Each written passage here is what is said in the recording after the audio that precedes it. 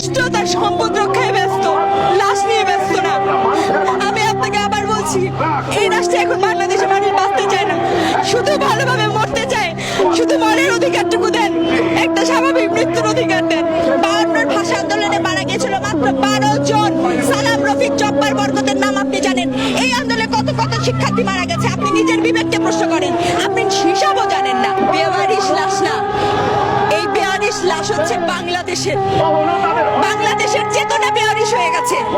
বাংলাদেশের মুক্তিকামী মানুষ যে স্বাধীনতা, সেই স্বাধীনতা বেওয়ারিশ হয়ে গেছে।